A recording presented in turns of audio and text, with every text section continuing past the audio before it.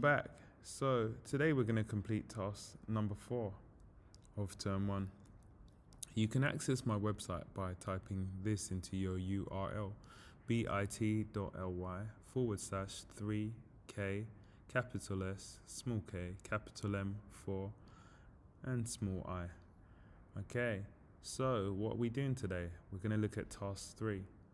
The purpose of task 3 is that we can understand and explain some elements of code, and it's more of an application component because we're going to look at the code and review some comments and see if we can match the comments to the code.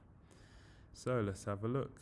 So we've got it here, T1 task 4, open the below code by pressing the image, complete activity 1, add in the correct comments to the code, complete activity 2, which is more application I guess, define your own list and sort it. So we're going to look at some code, add some comments, and then we're going to define our own list and we're going to run the code on our list to sort it. So let's have a look. If you click on this link, you'll notice we're using a new platform here rather than SoloLearn, because some of us were having some issues with SoloLearn. So if you click on that link, so it takes you to this site, and what you will notice is beside parts of the code you've got a comment and it's got a number beside it. So we have 8 comments in total, and you have to look below, take the relevant text and add it next to the comments.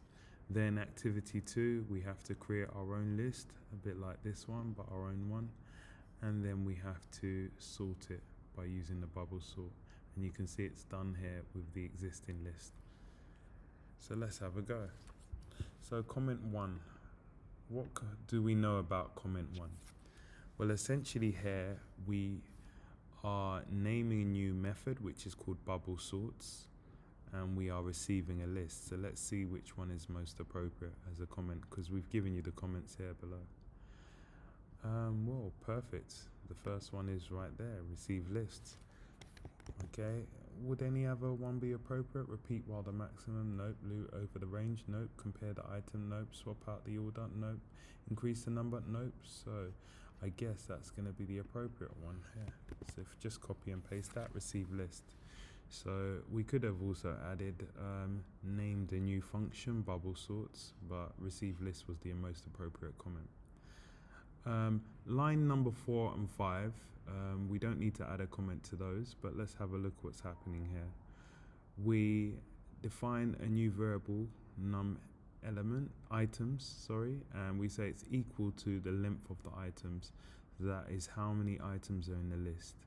And we define a new variable called passes, and we define that as 1, so we start that as 1. Alright, so let's go down to comment 2. Now, while passes is less than number of items, if you remember what a pass is, a pass means going through a whole line and sorting one item into its relevant position. So if you remember when we did the examples, each line, once we complete it, we should sort the largest item in its exact correct position, because we'd have done all the comparisons and it should be in the right place. So let's have a look at comment 2, while. So we know maybe this is a key word here, while passes is less than num items. Okay, we know passes is equal to 1 and num items depends on the array, but is equal to 1, 2, 3, 4, 5, 6. Okay, so this loop will continue while 1 is less than 6. So presumably either num items would decrease or passes would increase in order for us not to get an infinite loop. In other words, the loop for it to stop at some point. So let's have a look. So we've done receive list, so we can almost delete that one in fact. Repeat while the maximum number of passes has not been made. Okay, I guess that's going to be it because it's while. What was the next one? Loop over the range of items. That one possibly, but we know the while keyword is probably useful here. Okay, let's have a look at the next comment, and we can also delete that one. Okay, loop over the range of items. Comment 3, for current in range, num items -1. So this is what we call a for loop, and what's happening here is that we are continuing to loop, okay, while the range of items still exists. And you can see it decreases each time by 1, okay, presumably till it gets to probably 0, and then you'll kick out and go back to the main while loop. Alright, so let's have a look. Loop over the range of items. I guess that's an easy one.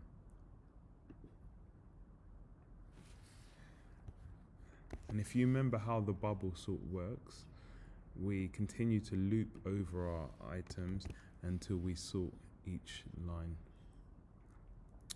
Comment number 4, if items current is greater than items current +1. So I guess what we're doing here, we're looking at one value and we're comparing it to the next value. And if it is greater, then something's going to happen below. So let's see. Compare. Oh, perfect. So compare. So far, everything's been in order. Compare the item at the current position with the next item. So if you can imagine, that was the current position, for example. If we say +1, then it will go to the next item. So we'll just grab that comment, cut, and we'll just place that neatly on comment 4. So far everything's been in order. Alright, now what we have here is what we call a swapping algorithm, because we introduce a new variable which is called temp. We give temp the current value, and then the current value receives the +1 value, and temp is then given to the +1 value. So it's a form of swapping algorithm that we're doing here, and this only occurs if the current value is greater than the position beside it to the right of it, so current +1. So that's the swapping algorithm. Swap that out of order items. I don't think they're out of order as in rude, but they're just not in the correct order because we want to sort everything in the correct order.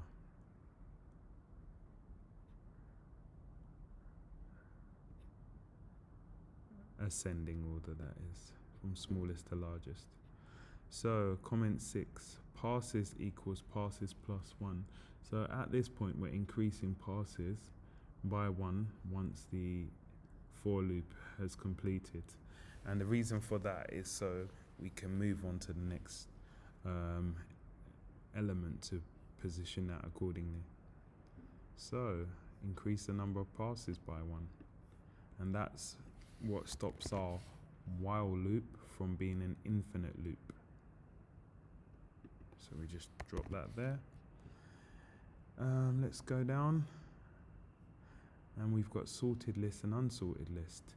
So we've got comment number 7, so we know that this is our list, 15, 28, 5, 7, 18 and 2. Currently it's unsorted because it's not in the correct order. Okay, so I'm guessing if we print it at this point, it's going to be unsorted. Oh my goodness, we've got our first comment that is not in the correct order. So let's grab you and put you here, because if we print that list, as you can see, it's not in the correct order the first time. And then finally, comment number 8, if we grab you and paste you, this is our sorted list, and you can see it's in the correct order, ascending order, 2, 5, 7, 15, 18, 28, from smallest to the largest. Perfect. So I can get rid of all my comments there. I don't need you anymore. So activity 2, create your own list and run it with the bubble sort. So now you have to define your own list. So let's just click a few spaces here. I'll call my list items 3, why not? Or in fact, you could call it your name. That would be great, because then we know that you did it. So my name, alright, Mr. Nathan. Mr. Nathan. Okay, and we're gonna say you're equal to box bracket, and let's just throw some numbers in there. 21, 8, 6, 50, 40, 41, 21, 2. Alright, so I've just made a list of random numbers. And let's have a look. If we want to sort that, firstly I could print that list. So print, and then I'm going to open my brackets and I'll type the name of the list in there, which is Mr. Nathan. So if I run the code as it currently is, you will see that it prints the list in its existing order, which is not in the correct order.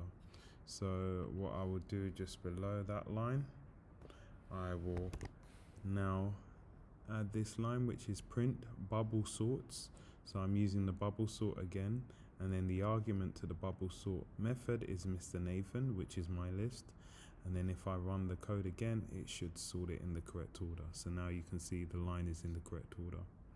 So my comments are all in the correct places, comments 1 to 8. The only one we found that was actually in the incorrect order was the sorted and unsorted list. And then you can see that I've defined my own list, which should be named under your name, and I've added that as a print statement. And then I've called the bubble sorts method with the argument Mr. Nathan. And that's it. I hope that was helpful for you. Good job. Thank you.